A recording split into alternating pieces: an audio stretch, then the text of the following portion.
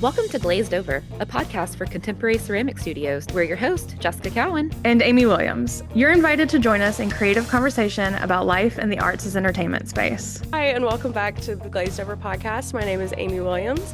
I'm solo today, but I'm so excited because I have Michaela Jaskowiak from As You Wish Pottery on to talk about what she does best. She does many things best, but one of the things at As You Wish is influencer marketing. Hey podcasters, this is Lisa with Bisque Imports. Enjoy this podcast series from the CCSA, and for those of you who are looking to expand your knowledge on industry best practices, how to create some great samples, etc., don't forget to visit all the resources available on bisqueimports.com. Enjoy. Feel like a juggler at your ceramic studio? Between classes, bookings, and admin tasks, those pins keep flying. Let Occasion help you put down the act and get back to creating. Visit occasion.act to discover your peace of mind. Are you ready to be inspired and take your studio to new heights? As a CCSA member, you'll have exclusive access to our annual convention, the must-attend event for Fired Arts Studio owners. With expert speakers, hands-on workshops, and networking opportunities, the convention is where you'll learn the latest industry trends and gain insight to grow your business. Plus, you'll connect with suppliers showcasing the newest products. Don't miss out on the most exciting event of the year. Become a CCSA member today at ccsaonline.com and join us for the next convention. So hi, Michaela. How are you?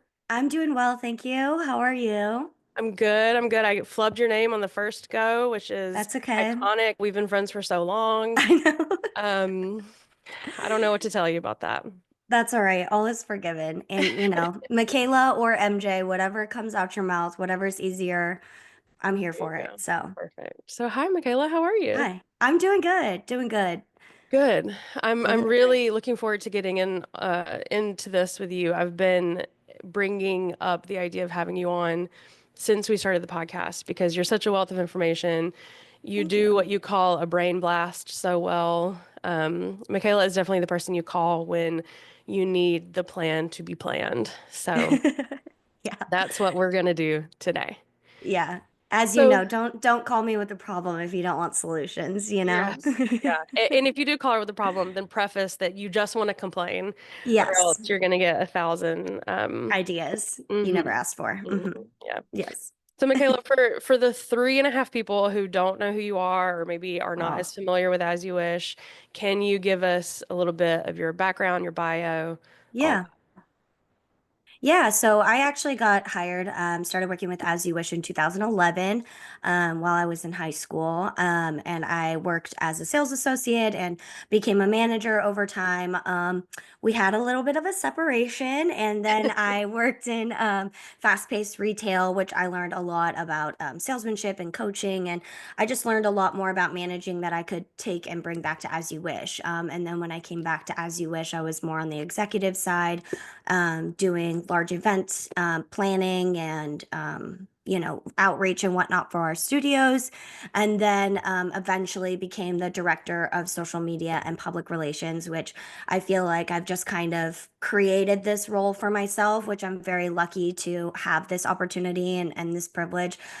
So yeah, my position is very much just my strengths. I was able to kind of create my position that to be just like what I'm good at and how I can add value to the team. So I love the PYOP industry, even in our separations, as I like to call it. From As You Wish, I was still very much immersed in the industry, as you know. And yeah, so I'm like super passionate about sales and community and how to make those two tie together. So yeah. Absolutely. I didn't realize you were still in high school when you started. Yes. That's Yes. crazy. Yeah. It was my senior year, but I was still a baby. That's cool. Yeah. Yeah. How long would you say As You Wish has been putting a focus on influencer marketing? Well, I guess first, why don't you tell us what influencer marketing is? Sure. I would say to kind of simplify it, influencer marketing really is tapping into your community's source of influence. So when you think back, 15 years ago, 10 years ago, that was really bloggers, right? And having mommy bloggers come in and write up things, pre-social media's height, so to speak. And publications, newspaper, the TV news, whatever it may be. Now, as social media has grown, it is really just tapping into who your audience is following as a source of influence. So that isn't necessarily like, I see sometimes a conversation online and peeps and whatnot looking for a pottery painting influencer. I don't think that person exists. It's really your audience is looking for, and your community is looking for things to do, ideas, ways to celebrate their birthday party, date night ideas, creative quality time, whatever that looks like. And we are a solution to that problem. So we look for influencers or publications or whatever it may be that kind of provide that answer to the community, and that's who we look to partner with. And of course, there's some vetting as well, which we can dive into if you want. Totally.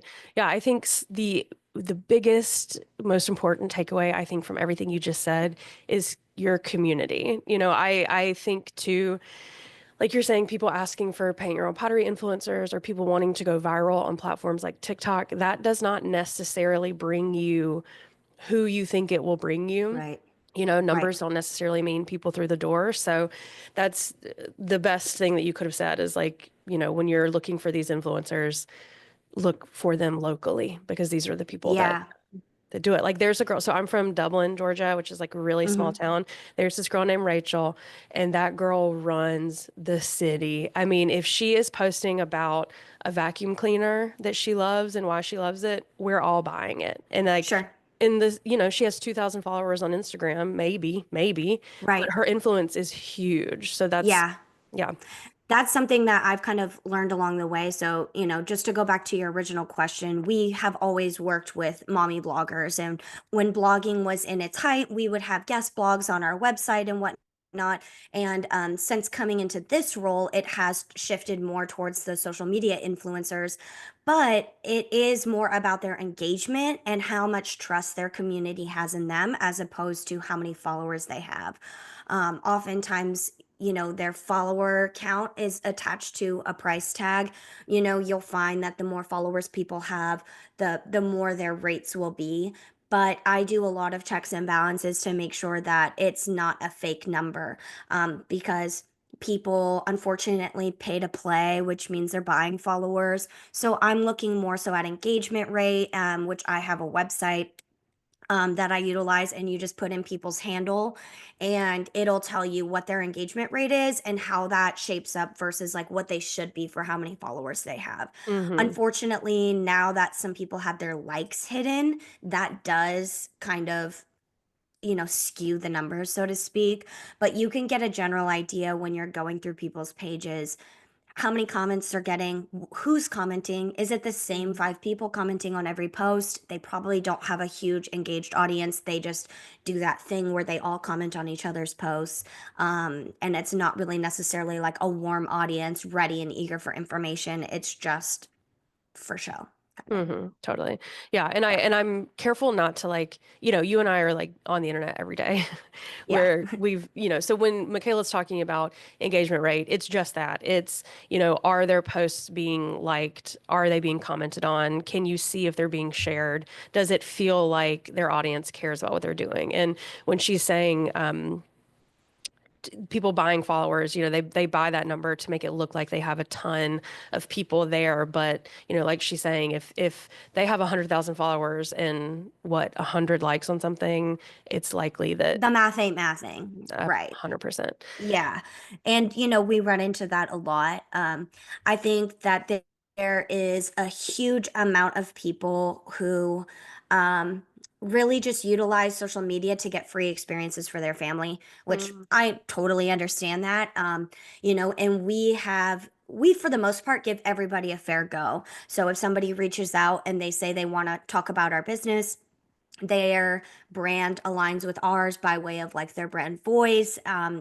We've had to say no to people who use a lot of cursing and things Mm-hmm. like that. Like, we don't want that representing our brand. So long as our brand voice aligns with what we do, their mission aligns with what we do, like, we're willing to give them a go. But Mm-hmm. and that's just at the cost of trade. So it's like, just the pottery they paint, the time in the studio. So cost wise, it's like literally $50. Like it's worth giving it a go to see what happens.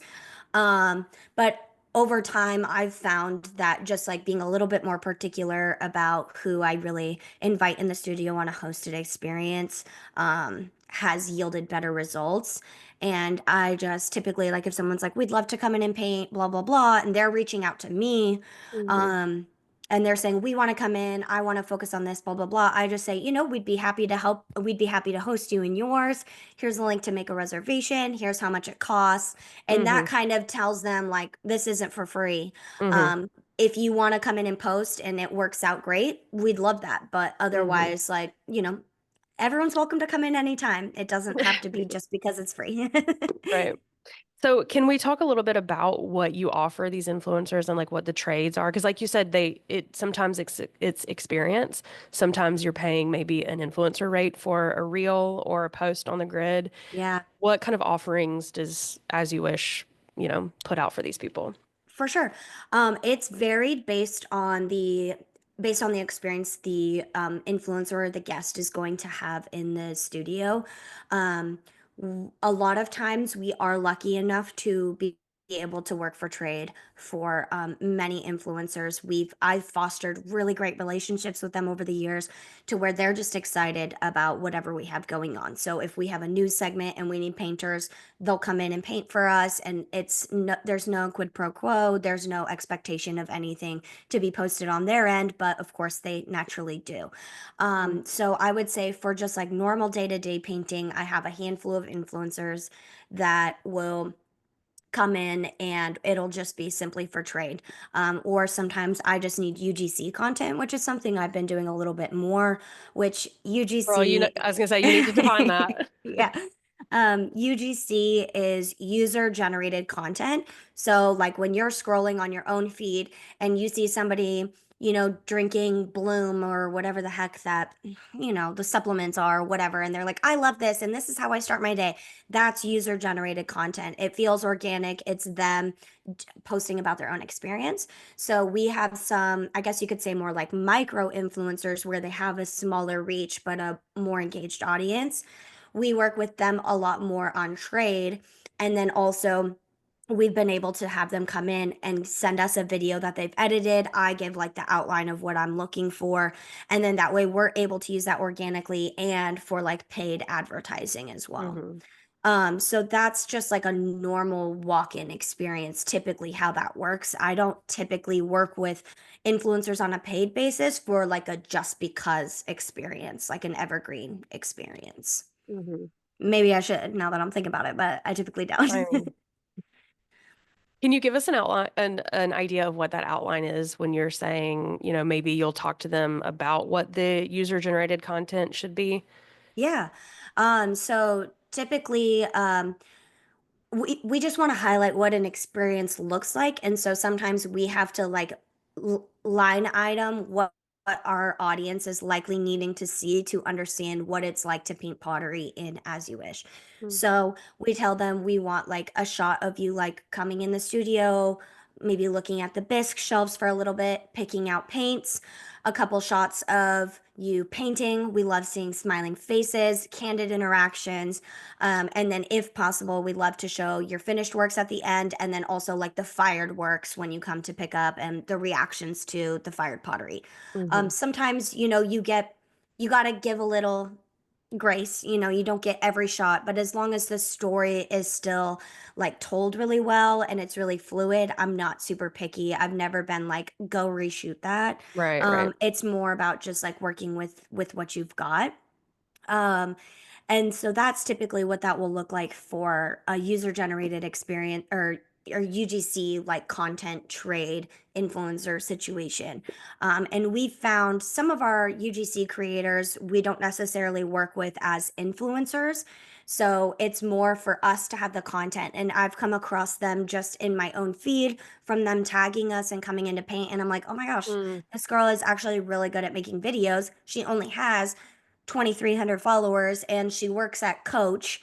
And so, she's not really doing this full time, mm, but, she makes really great videos and she's cute and she has a good time and the video looked really good. I would love to just have her make videos for us. You know what I mean? Mhm. And so our agreement there is they can't post on their own page until 2 weeks after we've posted it on our page, Mhm. because we want it to juice, organically. So, Yeah.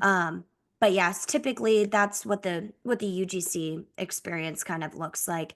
And then as far as paid influencers, that's more for like bigger ordeals, I guess you could Mhm. say. Um, so we have like a few yearly things that we try to hit. So we always do a summer class preview night for our family influencers. So Mhm. those are accounts where they're all about things to do with the family, things to do for kids, as opposed to like the date night out or the millennials with or without children. Mhm. We try to, cross into every avenue because our customer fills all of those different personas. Um, but our summer class preview event is always super successful, and that's 90% of the time just for trade. Mhm. Um, oh, go ahead. What were Well, you gonna say? I'm curious, are you trading a class for the kid, or are you trading like the parents coming in and painting? It's just the kids' attendance. So Yeah, that's smart. we just put on a private class. We pick a summer class that we think either might need the attention or will be like visually I see. exciting. I see. So Um, you're staging like a summer camp day, but for these family Influencers. influencers, and they're Mhm. bringing their kids, and are the moms then getting content while the kids are painting, and that's then Exactly. what they're sharing? I see. Exactly. That's very smart. So, the sorry. Um, so like we always do it in May because our summer classes start in June. Hmm. And we find like the mid-May timeline works well for turning out their content, like editing, posting, and then also that lead time into summer classes. So one year we did like a class that involved marbling because that's like really visually exciting and the kids think it's so Hmm. cool. So then that makes for easy content because all the kids are like, wow, oh my gosh, and you can really see it on their faces. Yeah. um this year I think we're going to do one of our bubble classes, which obviously that is really visually engaging as well. So we just set it up as like a one night because our summer camper class program is just an hour and a half twice a week in the mornings. Hmm. And I know that everybody's camp schedule looks different, so this like influencer preview night, if you wanted to like take this idea and run with it, you would have to kind of tailor it to what your camp looks like. But if you do have like an all day experience, I would recommend, and you want to do an influencer preview night, I would recommend doing like a bite out of it, like what a Hmm. taste of summer camp would look like. Just because you don't want to overwhelm and ask for too much of the influencers. Like, I need you here for 8 hours. Like, that's Hmm. not going to fly. So pick one project or pick one activity that you can showcase, and then just run it like you would as if the parents weren't there. Hmm. And we always make sure our bright shining star wishers, it's what we call our staff members. Our wishers are like, the best, friendliest, bubbliest. That's Hmm. who's going to be working the event. Not that majority of our staff isn't amazing and bubbly, but sometimes there's weeds in the garden. Everybody can relate to that, right? Um, so yeah, so then we put on this event, and then typically I'll have handouts, and that will be just like a little like a business card size handout, and that's just like bullet point information. And the influencers love that because it makes their job a lot easier. So it's like Hmm. classes are Tuesdays and Thursday mornings, 9 to 10:30. They cost $25 each. Here's how you sign up online, Hmm. blah blah blah. It's the Like, speaking points. It's yeah. exactly. Yeah. Exactly. So, So and then smart. we have all of our classes on display. So, 9 times out of 10, influencers will get a panning shot of like all the classes that are coming up. They'll have our summer class flyers. So, they might show it on there, check out the schedule, blah, blah, blah. And, I've done it two ways where we just like ask them to link to our website. And then I've also done unique links. And Hmm. I don't know why some people don't understand how unique links work. And so it's kind of hit or miss. Do you mean the influencers or their audience? Yeah, the Mm-hmm. influencers actually, Mm-hmm. they aren't always good about copy pasting the actual unique link. They're copy Mhm. pasting the destination URL, Yeah, which is just our website. So then it's not really trackable. sure. So all we can do is just using like Google Analytics and Meta Business Suite, like insights and stuff, just traffic to our website from social media. If there's a Mhm. huge influx, we obviously say that's from the influencer thing. So Yeah. it becomes slightly immeasurable, but you can tell, you get signups rolling in once that post goes live. So you can tell it, while Yeah. you can't sit there and be like, this many signups came from this exact post, you can Mhm. tell where the influx was based on when the posts went live by the influencers. And we usually have probably 6 to 8 influencers because a lot of them have multiple children. So then that Mhm. makes it look like a full class. So, Yeah. And I think if you're listening and you're like, I don't understand why you would put all the effort into that, and especially if you can't always tell the tracking of it all and what's the point. I think in what do the influencers get out of it? Like it's not just their kids coming and having fun. The influencers need content too. You know what I mean? Like yeah, it's incredibly hard to stage content and film and shoot. And if I can go somewhere and it's all laid out set up. for me and they hand me Mhm. talking points, like it makes their job a lot easier. And at the end of the day, this is their job. You know, they're making Right. money or, you know, there's some level of supporting themselves there. So I think that's really smart. I am curious. There's so many things I want to ask. And so I think I want to start by saying or asking, how are you finding these people? Okay. So, when I first was, put in this role and I knew I was going to be needing to find influencers, I already was kind of online. So I Mhm. already had an idea of some people that I personally followed, or personally knew that would be a source of influence. But honestly, it's as simple as a Google search. I Yeah. really started with just family influencers in Phoenix, Arizona, and that gave me a long list for me to then go through and vet. And you do Hmm. really want to vet people because there's some controversial people that exist online, even here locally, that in Phoenix, that I thought would be a great fit, but in following them and seeing the conversation about them online, I don't think that they would necessarily align with our brand, even though Hmm. they have great reach or great engagement. And then also the reality is some people are just completely out of our budget. And that is all just like a learn as you go as well. So I was Googling influencers, finding their social media pages, seeing what their content looks like. And then a lot of influencers intermingle, and Hmm. they've Yes. created their own community. So then you're looking in their tagged videos and their tagged photos. And so I would say there's probably a group of like 15 to 20 women here in the Valley, in the Phoenix Valley, that all hang out, are friendly, make content together, what have you. But I don't necessarily work with all of them. I might try Hmm. to work with one or two of them. And the idea there too is that while they all know each other, if one of them comes and works with me and they have a great time, then the word of mouth will Hmm. spread, even if it's not on a paid basis. It's just about, or like even if it's not like them posting about it, they clearly are so connected in the community, they have the money to spend, and so the Hmm. more I can get as you wish in their ears, the better it's going to be. But it really started with just a simple Google search, and then vetting and finding what agencies they're a part of. And some people, you have to go through people to get to them, and they have managers or an agent that will like book for them. And I've been embarrassed sometimes, and I'm like, they're like, "What's your budget?" And I'm like, "I don't know, girl, $500." And then they're Yeah. like, And they're like, "Okay, well, LOL. 15,000." Yeah. So, Oh, and yeah. I'm like, "Okay, that was so Well, cute. and Nice knowing you."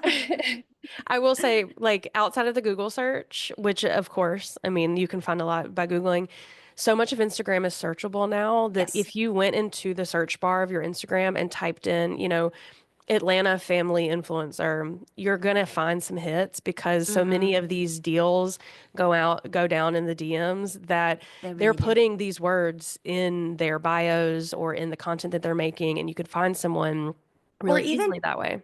or even just searching like things to do near Yes. Phoenix. And then if you're getting lots of the same person, it's like, well, that's what your community, that's what your audience is searching. So if they're popping up as a result, that's somebody you might want to work with. Yep. And so we have branched out into, I worked with a gal who like mostly does like food, and her tag is Taste of AZ. But her whole thing is like, I'm going to places in Arizona that deserve the hype. And so when I cold emailed her, it was like, we deserve the hype, and here's why. Yeah. You So know, because you're showing that you know her content, right? exactly. Yeah. Exactly. So that helps you hit other markets too, because not everyone, I mean, I'm not married with children, but I'm still the target audience for As You Wish. So who would somebody like me be following or looking to for ideas, because while families are our bread and butter, that doesn't necessarily mean that that's our only customer. And Of a lot course. of our events and things are geared towards like women just wanting to go out and have a good time, and then also the kids. So trying to hit both of those markets. Yeah, and influencer marketing is something that over the past, several years have gotten extremely popular. When I was working in a studio, I was working with influencers, very local niche influencers coming in and painting. But I will say in the last year, things have ramped up like crazy. And I mean, I get realistically probably 10 cold emails a month, like looking for influencer marketing work from me. And they are all, I mean, I would say 90% of them are super impersonal. They're saying Yeah, all the same thing. Oh, my name is a so and so hundred from so and so, percent. and we absolutely love your content. And you can tell the ones that have put some time into it. But Yes. I'm curious, are you always emailing them, or are you doing it in the direct messages? Are you doing both? Can we talk about the benefits of that? Because I have Yeah. thoughts. Yeah, I would completely agree with you. I can read through a message that is just like, it's giving spam bot. It's It's like, giving hey, Chat As You GPT. Wish, we love what you do. It's like, no, you don't. You don't even know what we do. So I can certainly read through those DMs. Also, I will say every time I do an influencer campaign, Hmm. I start to get a lot of requests from other people that I didn't work with that were like, Hmm. "Oh, we'd love to work with you." And I'm like, "I'm sure you would now. I've been reaching out to you, Right. but you've been ghosting me until you see that I actually be working with the people." Um, but I've gone both ways, as far as like the Instagram DMs versus a cold email. Hmm. It really just depends on what their preference is. So a Mm. lot of times in their bio, it'll say for collab inquiries, DM, Email or it'll only. say email or link in bio or whatever that may be. So they're telling you what they want. You need to respect that and go through those channels. If they say they want an email, that doesn't mean you can never message them. Hmm. You should just start the conversation in email. Hmm. But all that to say, it's really best if you've already started courting them. I would say like working online is Yes. like dating.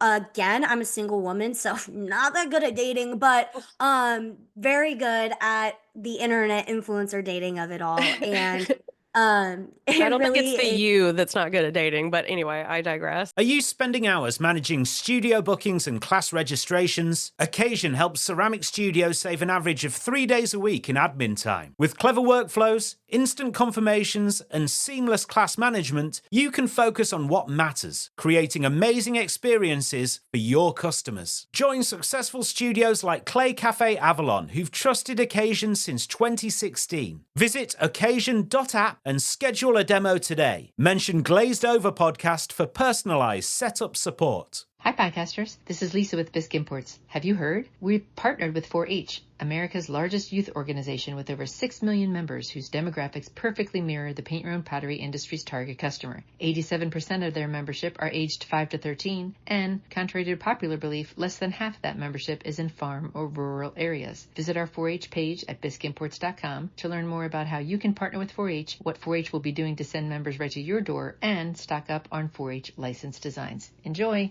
So, yeah, I like to, once I have some people in mind, I start looking months before my campaign is going to start. And, now that we're a few years into it, I have a list of people that we already work with, and it's just a matter of like adding one or two new people each time. Mhm. Um, And but with the courting, oh my God, I yeah, hit that T really hard in the word courting. You're liking their posts. You're not spamming them, but you're correct. maybe thoughtfully leaving some comments, right? Yes, Like, yes, yeah, exactly. It's like, oh my gosh, too cute, too precious. right.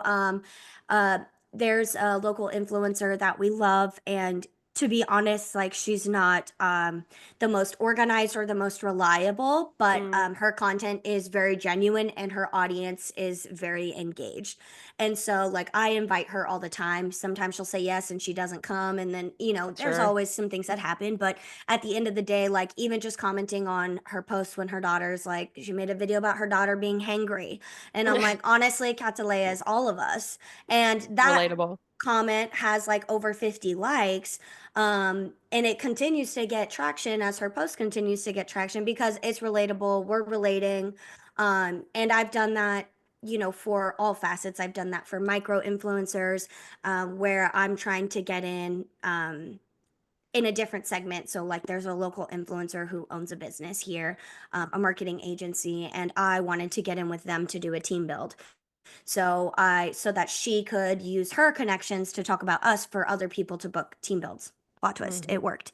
But it's just, oh my gosh, JoJo's so cute, talking about her dog, talking about this or that. They bought a house. Let me send you some mugs. And so they got Hmm. engaged and they got a house, and we painted Mr. and Mrs. mugs and a matching dog bowl for the dog that matched her invitation stationery for her wedding. And she has said, like, this is like the best And gift I've ever gotten from a brand. I want to point out, like, Michaela's not invited to the wedding, but No. this girl is sharing it online. Like, Yes. you're doing the research, you're paying attention, you're sending these thoughtful gifts. And I know there are some people listening being like, no, or maybe they've turned off the episode and hopefully they'll come back in a little bit. Yeah, please come But back. it is worth it. And I do Yeah. want to I want you to sort of justify what you've done for her. Her name's Yeah. Becca. Yeah. And kind of explain the ripple out of that because I do think there are people being like, no, I don't have time for that. Yeah, and it's easy to say we don't have time. We're all given the same 24 hours in a day, and there's plenty of things that I back burner and say I don't have time for. But at the end of the day, when it comes to like our in-studio customers, we're always willing to go above and beyond for them. So we need to reflect that same treatment in our people that we're courting online, and how above and beyond are we willing to go for those people as well. So yeah, so for Becca, I had just been following her as a person, just as an individual, a big fan of what she was doing as she was starting her own small business. Um, and learning from her as well. And as she's saying, these are things you should be doing when you're trying to work with influencers. Best believe those are the things I have to do with her. Otherwise, she's not going to give me the time of day. Yes, because Um, side note, she runs a social media agency. I can't yeah, remember if we said that or not. yeah. Becca runs a So social she media runs. agency in Phoenix. Right. So they work for like more e-commerce brands like Tate's Cookies and Perfect Bars, and they work more e-commerce, which is not what we do, but I'm taking notes out of their playbook to book with them basically. Mhm. So I have used the painting gifts thing multiple times over. The first influencer event we did, I like really went above and beyond, and I haven't gone this above and beyond since then because it was a huge time commitment. um, but for our invitations for this like VIP influencer night around our business anniversary, so it was like a private event to market our public event to celebrate our business anniversary. I think it was for like our 27th anniversary. So in those invitations, I had a hand painted mug for each person. So they were very much tailored to their persona, what they like to do. One of the influencer families, they love to go on road trips and they love to be outdoors. So I did like the tin mug, like with like a camping thing. Let's go camping. One of the influencers loves Diet Coke. So I painted one mug like a Diet Coke can. So every single thing was tailored to what they would want, what they would actually use. Because if I just paint them something with an As You Wish logo, they're probably never going to use it. It's never going to show up in content, any of the above. So by And painting also them, you're pitching a paint your own pottery place, and right, this is what you do. You paint your own pottery. You paint what you want on the pottery. right. And by painting something that they like, that they'll likely use, it's also continuous marketing. So going back to Becca, even though she's not necessarily coming in with her husband now all the time to paint pottery, she's constantly tagging us every time her dog is playing with the dog toy we got her or utilizing the mugs that we've given them or the dog dish for the dog. So she's Because always like, As You Wish pottery, blah, blah, blah. influencers Go ahead. understand that this is commerce, this is trade, this is like what you're supposed to do. You know what I mean? Like Yeah. we Yeah. understand that this is a trade, and you are tagging people, you're bringing people there, even if something that you got was free. Yeah, It's and etiquette. even if, like I said, even if it's, yeah, and even if it's not driving them in to paint and driving them in to talk about us, as long as they're continuing to mention you, you're still remaining top of mind for their audience. And when Mhm. their audience is hyper local, it really doesn't matter what that looks like in the content because they're just showing that they value you as a business. So when Mhm. she posts and she's like, still loving our As You Wish pottery mugs, best gift we've ever been given by a brand, that speaks volumes to her audience that we really take care of our customers, we take care of our guests, Mhm. and we want you to come and be a part of that, Well, even the comment that you left about the hangry child that's getting yeah, likes, every time someone sees that and likes the comment, they're likely going to visit your page, especially when you can tell when an Instagram account is a business or a brand. And yeah, so, I'm inclined to click on when I see a funny comment, especially I think TikTok has trained us that way to check the hmm, comments now and to look and like see what humor we can find down there. I'm following through and I'm going on rabbit holes based on funny comments or relatable comments or sweet comments. yes, 100%, 100%. And I think that the more you can show that your brand is a persona, I'm not out here saying I'm MJ in the Hmm. comments, but they can feel what that interaction feels like just by engaging with our brand. And then when I meet them in person, it's the same. You know what I mean? There's synchronicity there. So I feel like that goes a long, long way.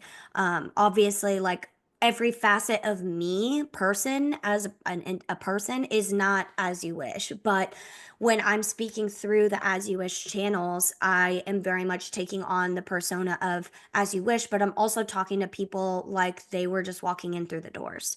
And if I Hmm. were in the studio, what would that look like? What would that feel like?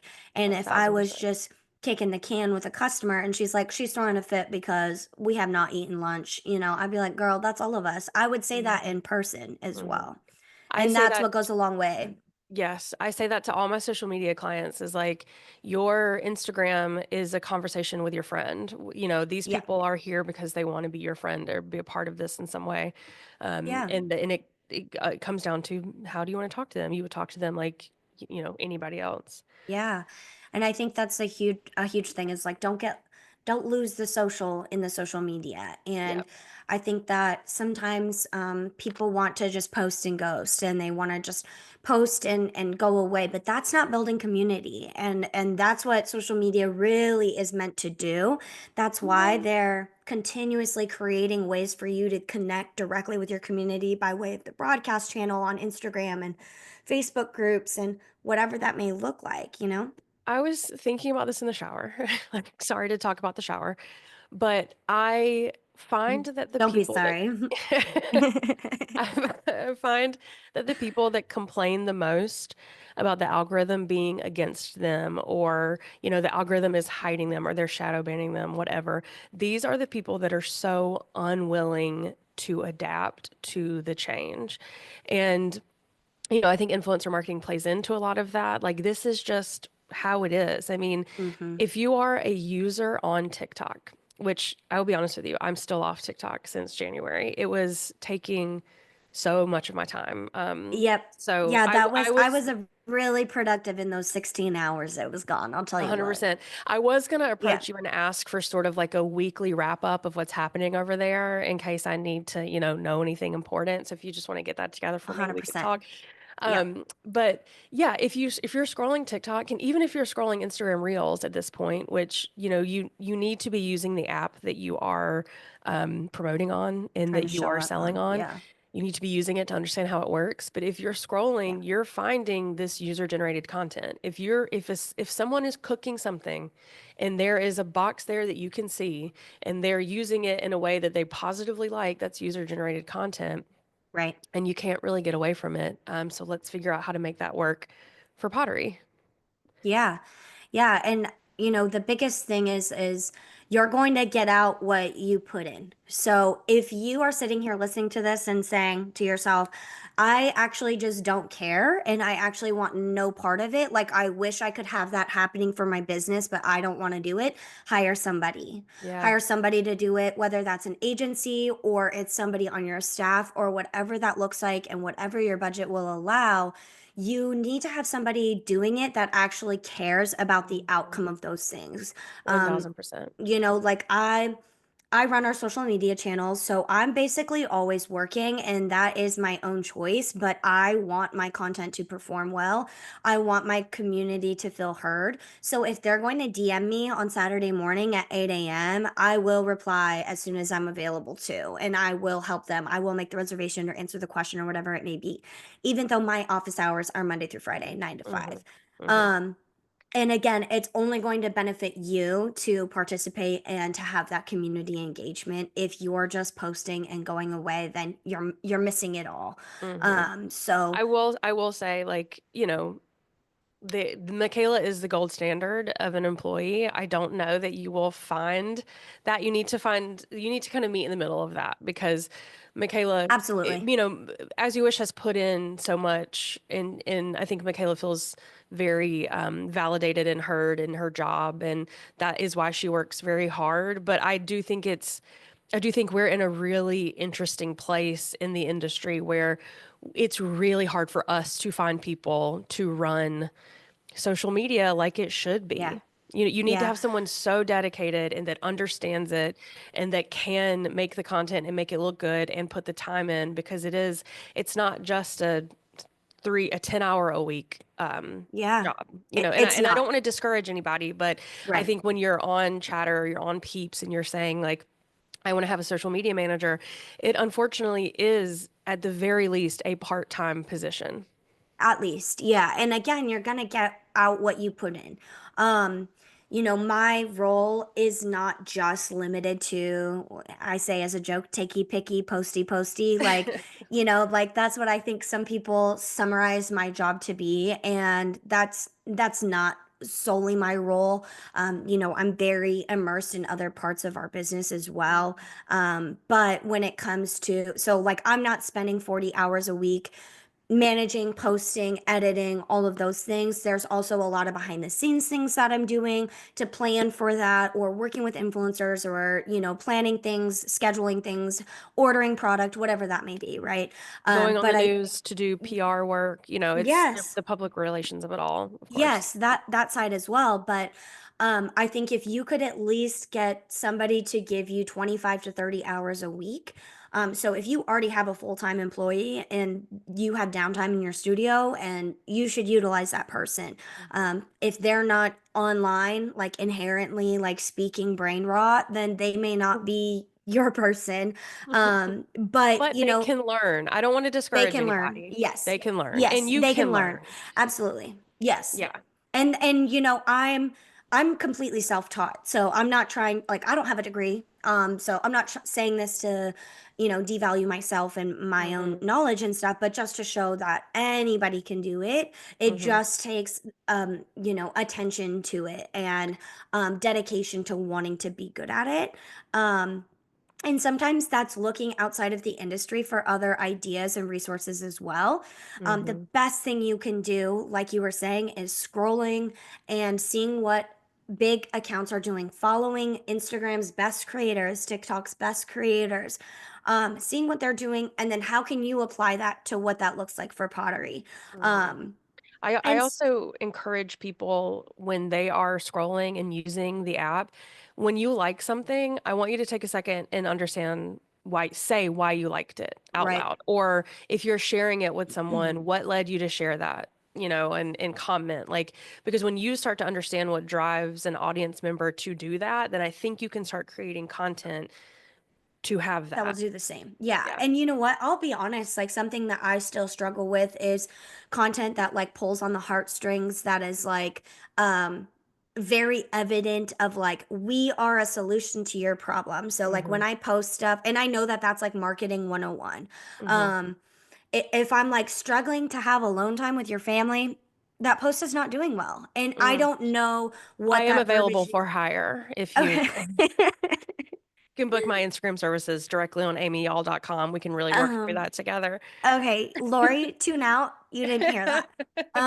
Oh, you can write No, it off. It's an expense. that's true. No, but you know what I mean? Like I still I get struggle it. with that. So I Hmm. have to find ways to kind of connect those dots in a less obvious way. It Hmm. can't just be like, "Oh, are you struggling to spend time with your significant other?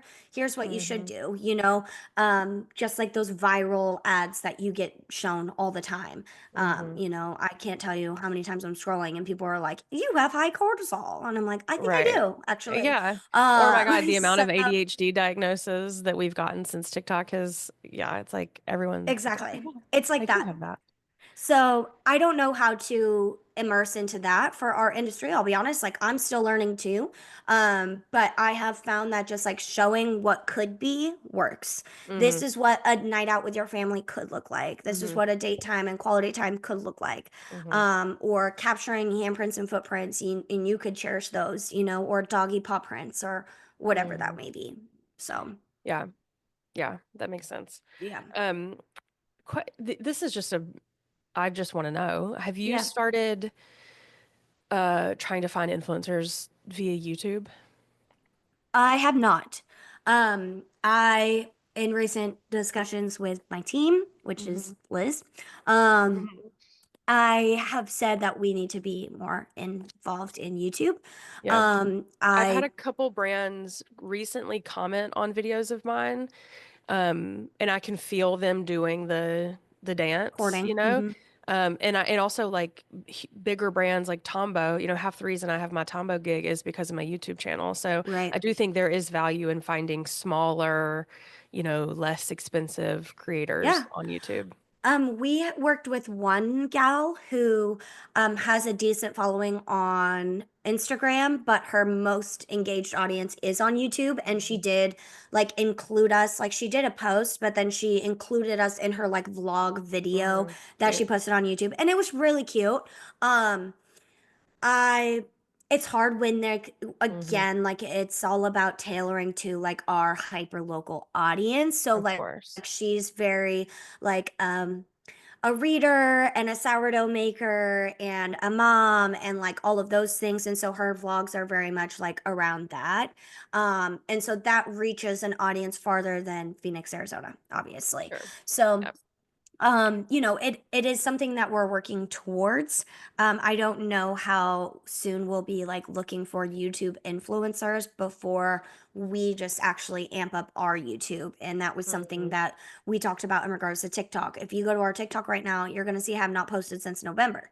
That's because Hmm. the government said it was shutting down. And I said, I'm tired of trying. And you said I'm out. And yeah, and Yeah. it's obviously still there, but I have not, once I took that off my burner, I Hmm. have not gone back to it. Again, like sometimes sacrifices have to be made. We have a much more engaged audience on Instagram. So if I'm going to do anything, it's going to be there first. And then Hmm. whatever time I have left over is what's going to go to TikTok. And right now, that's not much time, to be Well, honest. I'm going to tell you for YouTube, now we're just off to the races, but That's fine. like something that's so popular on YouTube right now are these like vibey videos, like I can't tell you the amount of videos I put on that are like study with me, read with me, Mm-hmm. whatever. And it's real time. Maybe they're in a cafe, so it's like light cafe noise, Sure. with a beautiful song lightly in the background, and they are flipping pages and they are highlighting. And Yeah. it's great in the background when I'm working or when I'm reading, but I would love to see Paint Your Own Potteries, aka As You Wish Pottery Right. Studio, Right. do these Paint paint with with me. me that are just Hmm. so vibey, and then even Chill. dipping it into the overglaze or Yeah. the clear glaze and then putting it in the kiln, closing it, beep, beep, beep, setting it up. I mean, Right. that's like, why is no one Yeah. doing that? And I think that sometimes, like, Wait, this why am is I not where, doing that? yeah, I why are just you realized not I doing could do that? that. Girl, Okay. you could do Anyway. that. Make a note, paint with me in my studio. Uh-huh. Um, I don't work in the studios, so sometimes it is slightly a disadvantage the way like our systems are set up.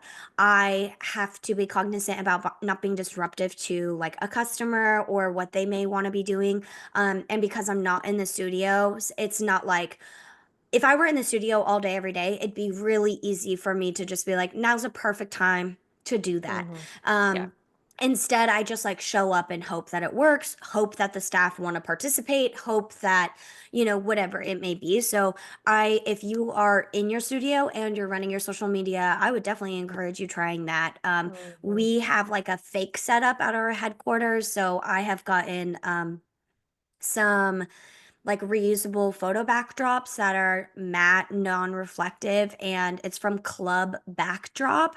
And you can choose, like, you can create your own color based on like a Pantone or like a hex code. And so it matches the exact shade of purple that our tables are. So I Hmm. can do painting videos and it looks like I'm painting on the tables in the studio when I'm not. Yep. So that's kind of like my workaround for that because I found when I'm trying to do any sort of painting video and it's just like on wood or on brick or like whatever it may be, like that doesn't match a customer's experience. So I'm trying to do the most I can to mimic an in studio visual so that when they Hmm. walk in, it all looks familiar and feels familiar to Agreed. them. Yeah. The visual branding is so important. Yeah.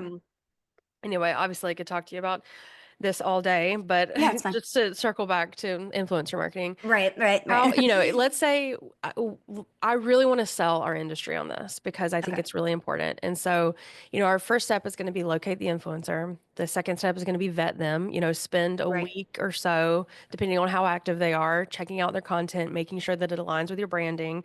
Then Mm-hmm. you're going to I start, would I would go as far as to say like a month of vetting, just sure. because they have like their own content pillars as well. So like you want to see all of the variations of content they post, but I Yeah. agree. We're Continue. doing light.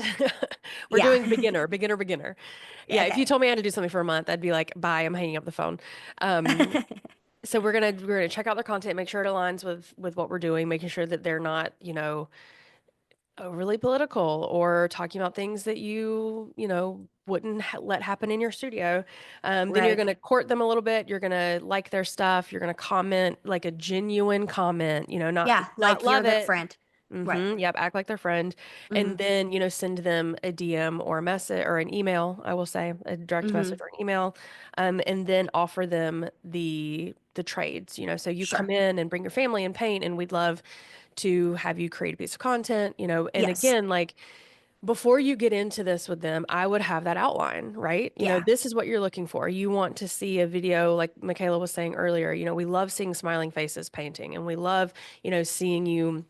We have so many options to paint, so we love when you pan on the Yeah. disc shelves or whatever, and then set it up, right? Right. I Yeah. would say that it's a little bit different when I'm reaching out regarding UGC as opposed to them posting on their own page. Hmm. When it comes to their content, if it's something they're going to post as an influencer, I relinquish a lot of creative control because their audience knows. You know what I mean? Like they Sure. know what their audience wants to see. So if you give them Yes. like a super specific like creative list of what the shots should be and what the voiceover should be and all that stuff and it's not true to them, their audience is going to That's snuff that out. That's a very good point. I Yeah. did a Headley and Bennett ad, Mhm. the aprons, Mhm. and I love them. But they sent me a campaign brief that was like, "Yeah, you're cooking in the kitchen, and and it's like Don't I don't cook. cook." So, Right. so for me, these aprons happen in the studio. So you're completely right. Like I made it work for me and for my brand and for my audience. And yes, and that's a very good thing to say about like, content for trade, which is having them, post on their website or whatever, or on their Instagram, their website. Yeah. Post on the website, that's going to be closer to their brand. But if they are posting it for you to use, this user generated content, that's when you can control the narrative a little bit more. Correct. Okay. Correct. Yeah. And it's really important to recognize that this is their job. So not everybody is willing to work for trade. And there are some, like a specific family influencer that we work with, Phoenix with Kids. Sometimes we work with them on trade and sometimes we pay them. It just depends on what we're looking for. So, for example, the summer class preview night, we typically pay them for that because we also want them to send, because they have other avenues. So they'll make a blog post, they'll send an email to their following, and they'll post about it twice on both Instagram and Facebook. So that's always nice. But sometimes, like for our anniversary VIP events, that's just for trade. And they're getting a lot out of it. We have snacks brought in, like we have it catered. We have bartenders come and bring and make mocktails and cocktails. So we make like a whole event out of it. So where they're getting more than just the trade. We're offering like a higher value experience. So I think when you're pitching and you're emailing them or you're DMing them, whatever that may be, we'd love to work with you. You don't have to make it super, super long, just a few like brief paragraphs on like why you love them, why you think you're a good match with your brand, and what you would hope for with a partnership or a collaboration. And I always end that with like, if you have a copy of your media kit or your rate sheet, if you could send that over, that would be wonderful. That's basically telling them, I'm happy to pay you if I Exactly. can afford to pay you. Exactly. And sometimes they'll say, this is my rate sheet, but I'm willing to give you a discount because you're a small business. And we do have 8 locations, but it's still the cost of 8 locations times 8. It's not like we're just like rolling in cash all the time, right? Yeah. So we do Yeah, still have a smaller budget as opposed to like a big e-commerce brand or like Walmart or some Fry's, Kroger, which some of these influencers work with. Kroger, I don't have a Kroger budget, Yeah, for sure. And I think you will get it wrong at first. Yeah, you're gonna fail. It's a learning curve. Right. And so don't feel like you have to have everything exactly right. And I do think that's when you lean into those micro influencers, those very Yeah. local, if you've got, I hate to say it, if you've got a hot girl who's, posting a lot on her Instagram and she's all around the city, you might just want to be like, hey, do you want to come in and paint something? We'd love, Right. To host you Right. if you'd share, Yeah. So- Yeah.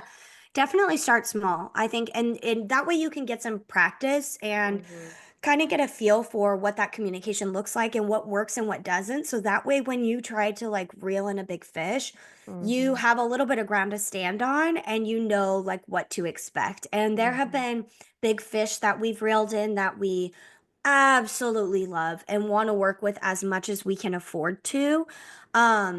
But there have been big fish that we've reeled in where while they were great and lovely people, they didn't buy in on what we do, and that was evident in their content. And so we don't necessarily want to like always keep them on our list, especially when they cost so much. Yeah, and that's smart to review the list. And I think when you finish a campaign with these people, write notes and keep it somewhere because Yeah. it's easy to forget. All of these people blend together, They do. and it's easy to forget. So I think what everyone wants to know is like, how do you determine the return on investment of these? Yeah. And like I said, sometimes it's slightly immeasurable. Even these amazing, well-performing influencers don't necessarily use your unique link correctly. So you do just have to utilize your website analytics and your sales last year versus this year. So I, excuse me, every month, I like keep a spreadsheet. So if there's like any influencer campaigns that I did, so for example, we're about to do our summer class campaign in May. So I will have that as like my campaign of the month. And what I'll do is I'll compare it to summer class sales year to date last year versus year to date this year. And then come June, where are we at last year versus this year? I don't always give a coupon code, but I have specifically for the summer class campaign. And when I do, it really is just a bargaining tactic to get people on your website.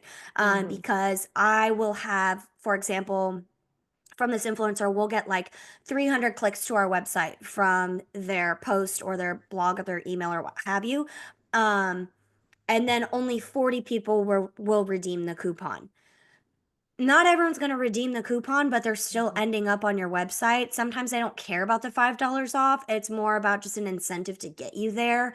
And it's just the same with any in-person marketing event where you're giving bounce back coupons or whatever it may be. They may forget the coupon. They may come in and leave it at home. They don't even care about it, so it's hard to have an exact number. But I think it's important that you clarify your goals at the beginning of the partnership with yourself and the influencer or whoever that may be. So if your goal is just like brand awareness and you just want to get in front of people, maybe they do a giveaway and they have to follow their page and your page, and then you'll gain a bunch of followers. And we've done that with an influencer here, and that has worked tremendously for us. Now, granted, everything is drop off. net. Right. So while I might gain 2,000 followers in a month and a half, I'm still losing followers every day. So you're not just only going to be positive, but at the end of the day, it's just like people that unsubscribe from your email list. If you don't want it, don't be here. It's fine. There are plenty of other people that do want to be here that still show up. So it just depends on what your goal is. So if that's your goal and you want to measure based on followers gained, great. If you want to measure based on traffic to your website from social media via Google Analytics, great. If it's conversions and sales, go that route. Just whatever your goal is, have that kind of set out beforehand. So that way you're directing your influencer to navigate their audience to that goal. So make sure you give As You Wish a follow and check out one of their 8 Valley studio locations. Or, if you're looking for something to do, check out As You Wish, whatever that call to action is at the end. And yeah, you'll notice it, once the post goes live. But it's really just about knowing that it works and just kind of trusting. If you do a influencer campaign and you see no influx in traffic, no influx in followers, no influx in reach on your own posts, then like that probably wasn't a good partnership for you.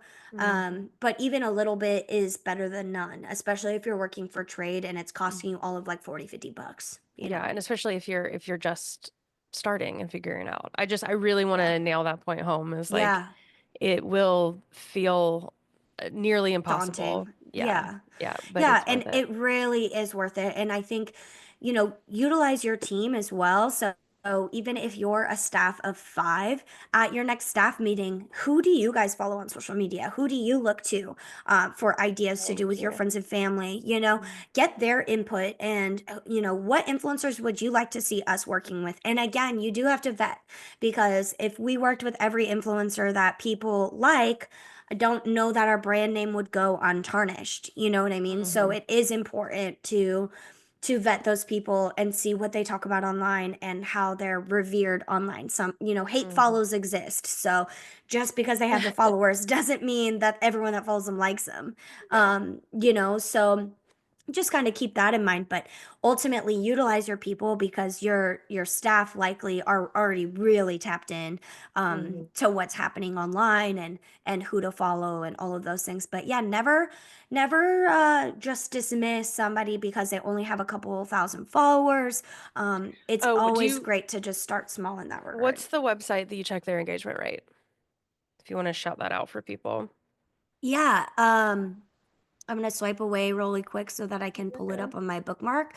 But I just have it bookmarked, and it's called, oh gosh, Flanks, PHLANX.com /engagement-calculator.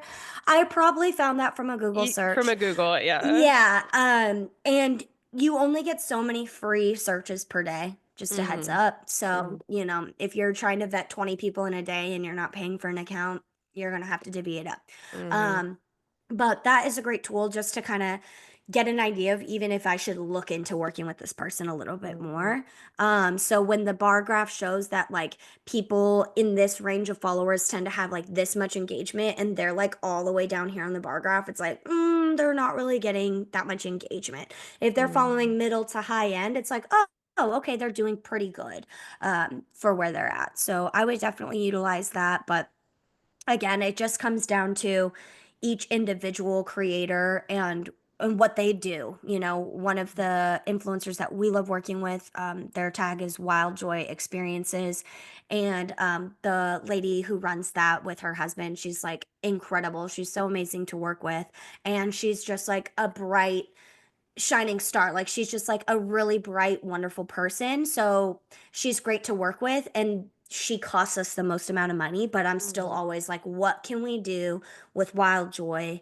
And we've done partnership on events, which has been really good. And she actually puts on like make friends events. So that's like her whole thing is every month Cool. she'll partner with like right now it's spring training here in Arizona. So they did like an exclusive like package deal for going to the spring training game, and they're all like in this one exclusive section and only so many people can go, yada yada, right? But you're getting a discounted rate as opposed to like what it would cost to just like go to a spring training game. So we did an event with her and we partnered with our mall on that, and that was like incredible because then they split the cost for us. And so we basically just got our money back. Like we broke even on like the cost of working with the influencer and how much we got in ticket sales for the event. But everyone that came to the event was like, this was so cool. And I want you guys to partner more. I want to do more pottery painting in the district and la di Nice. da. And I would have paid more. I'm like, thank you. That's music to my ears because I Yeah. want to charge more, you know? So you really just have to like put your feelers out and try stuff and just know that when something doesn't work, it's a lesson learned. Don't like give up and really do your best to just kind of analyze what could have been different, what where was that hiccup or what made this not a great partnership? Was it the communication on the front end? Because I've had those ahas as well of like, maybe I should have been a little more specific on what I want to see. Um, because not everyone's great at content creating regardless of how engaged their audience is. So if it's just like a 7-second video just like panning the shelves and then a quick clip of them painting, I'm like, okay girl, like you Yeah. didn't Yeah, you really missed sell the them. context. Yeah. Yeah, but again, it only cost me $50 in cost of product and what have you. So it's not Yeah. breaking the bank, Yeah. you know. It's a lesson that you can afford to learn. Yes, exactly. So start small would be my feedback. And then as you have some confidence about you and some practice, then start going in for the bigger fish. Or if you're going to put on a bigger event, work with all those small people that you've already worked with before and then invite one or two bigger fish and see if they come and then learn from that. So you're not just like because even with our bigger events, like our VIP nights, it's not all mega influencers. I usually have two, maybe three larger influencers, and then the rest are like my micro influencers, which some have 10,000, some have 50,000, but they're reaching different audiences, you know? Yeah, and I think my takeaway for everyone listening is like if you think your town doesn't have an influencer, you're wrong. Yeah. Yeah. And, we are fortunate. Phoenix is huge. And our studios are very spread apart. So our like Phoenix Metro Valley from one studio to the other, it's like about 2 hours. And then we have studios in between. So our valley is like really big and we do have a lot of people. But even when we're opening a studio, like when we opened in a new location, I'm looking for influencers on that side of town. And that may not exist. It might just be that people are like centralized to Phoenix and going to all the suburbs of Phoenix and talking about all of them. And that's great too. But if you can find someone that's like really niche to your area, like you were saying, the Dublin gal, Dublin is a small town, but she's the to-do of the small town. So, whether your community is a population of $70,000 or $2 million, there's going to be somebody that you can work with for sure. For sure. We hope you enjoyed that podcast. Don't forget, head over to Bisque Imports to find out how you can partner with local 4-H groups to create lasting relationships within your community that not only give back to this amazing organization, but help your business grow and thrive. Feel like a juggler at your ceramic studio? Between classes, bookings, and admin tasks, those pins keep flying. Let Occasion help you put down the act and get back to creating. Visit occasion.act to discover your peace of mind. Running a small business can sometimes feel isolating, but with the CCSA, you're never alone. As a member of the Contemporary Ceramic Studios Association, you'll be part of a supportive community of studio owners just like you. Our forums, events, and annual convention give you the chance to connect, share ideas, and collaborate with other passionate business owners in the fine arts world. Join the CCSA and tap into a network that understands your business challenges and is ready to help you succeed. Visit ccsaonline.com and get connected today. Well, Michaela, any last words? Go for it. Definitely go for it. And like I said, just lean on your people, lean on your staff who maybe are more plugged into online. And, if you take anything away from this, I would hope that it would be that there is value in social media. And if you're not into it, totally fine. Just find someone that is and work with them, whether that's your staff or you're hiring out or whatever that looks like. Because there is return on that investment. And anymore with Instagram being a search engine basically, and TikTok being a search engine and YouTube being a search engine, people are going there and looking for things to do, and you want to show up there. So whether that's from your own page or that's from an influencer saying, check out As You Wish Pottery or whatever your studio is called, there's huge value there. So yeah. Agreed. Well said. Well, thank you, Michaela. You are so good at this. Your insight is so valuable, and we appreciate that you've taken the time to share it with us. Absolutely. Absolutely. And again, if you are unaware of As You Wish, which how could you? Definitely check out their Instagram account. Michaela does an incredible job. I'm constantly referencing it when I need to make content for Paint Your Own Pottery. So thank you for being my biggest inspiration.